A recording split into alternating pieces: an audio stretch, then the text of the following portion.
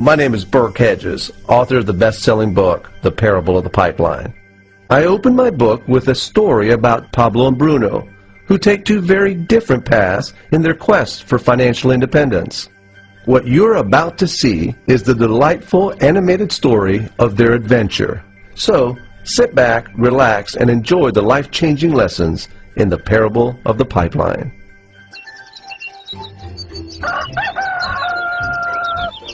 Far away, in a small village, near a beautiful valley, lived two friends, Pablo and Bruno.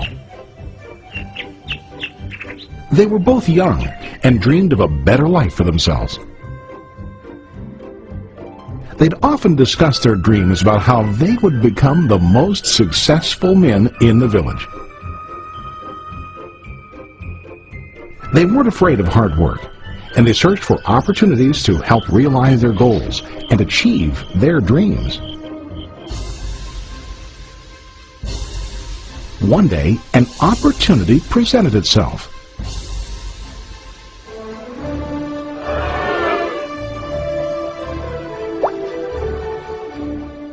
The mayor of the village decided to hire two people to bring water from a spring up on the mountain, across the valley, back down to the village. They were to be paid based on the amount of water delivered to the village. Bruno and Pablo enthusiastically got to work. Every day, from morning till evening, they carried buckets to and from the spring. They worked hard, carrying water to the village. In the evening, they'd return home with their day's wages.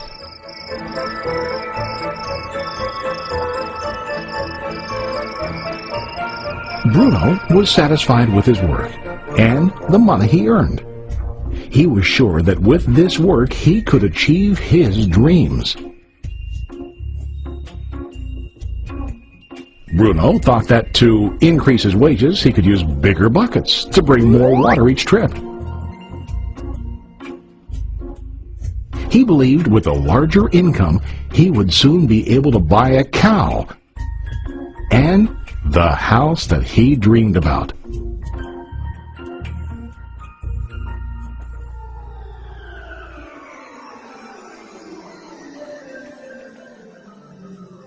Now Pablo was not satisfied. At the end of the day, his back and hands ached, and he was exhausted. He was looking for an easier way to earn more. One day an idea occurred to Pablo. He imagined building a pipeline to deliver the water from the mountain spring to the village. With this pipeline, he could get more water to the village without carrying buckets back and forth from the spring to the village. Soon, he got very excited about his idea and began to plan. Pablo, of course, shared his idea with his friend Bruno and asked him to join with him to work on and help build the pipeline. Bruno thought the idea was crazy. All Bruno could think about was what his money could buy today and how to get it quicker.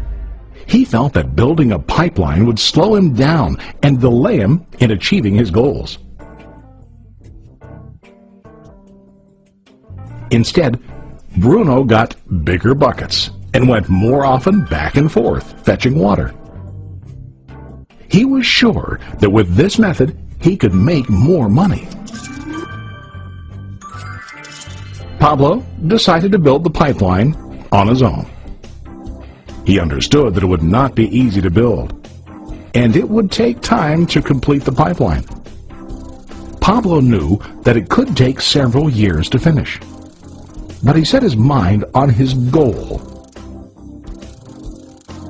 Every day he worked and carried water like before.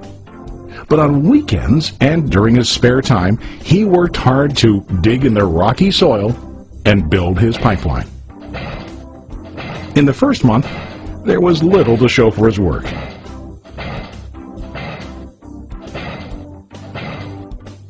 Bruno and the villagers laughed and teased him. They called him Pablo the Pipeline Man. During this time, Bruno's income doubled. He already bought a cow and a bigger house. His lifestyle changed.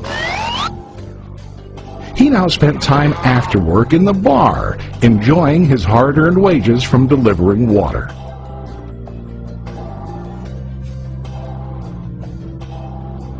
What Bruno didn't realize was that his body was starting to stoop from carrying heavy buckets every day.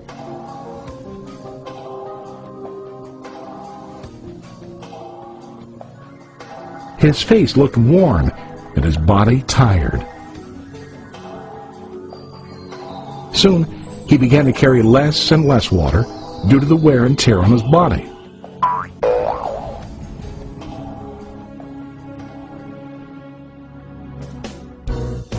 Month after month, Pablo worked. Soon a year passed, and then a second year. Finally, Pablo finished his pipeline. He now used his pipeline to deliver water to the village instead of carrying buckets. Pablo was now earning more money than ever before. The water continued flowing to the village, while Pablo wasn't working. While he slept and ate, the water flowed. Pablo was happy and proud of his insight, persistence, and hard work. Now his income flowed as long as the water flowed through his pipeline.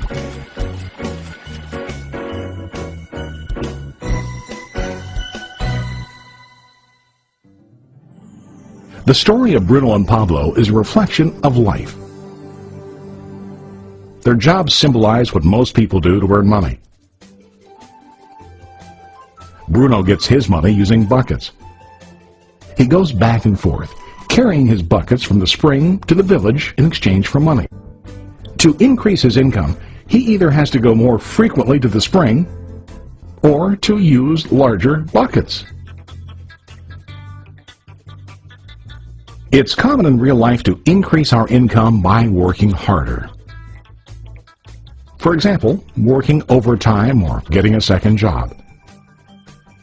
We also increase the size of our buckets by accepting a higher paying position, which often includes spending more time on the job. Most of us exchange time for money like Bruno. We know that every person has only 24 hours in the day and that it's not possible to use all our time to work. The most difficult time comes when we can no longer exchange time for money due to age, health, or other reasons. Then, our income stops. Now let's review what Pablo did. Very wisely, Pablo did not exchange all of his time for limited income, but he used some of his time to build a pipeline. He knew that the pipeline would bring ongoing income as long as the water flowed. An ongoing income that multiplied the time he worked each day. Pablo knew that someday, maybe because of age or health, he would no longer be able to exchange his available time for money. Pablo knew that if he could make his idea of a pipeline work, then he only has to do the hard work of building the pipeline.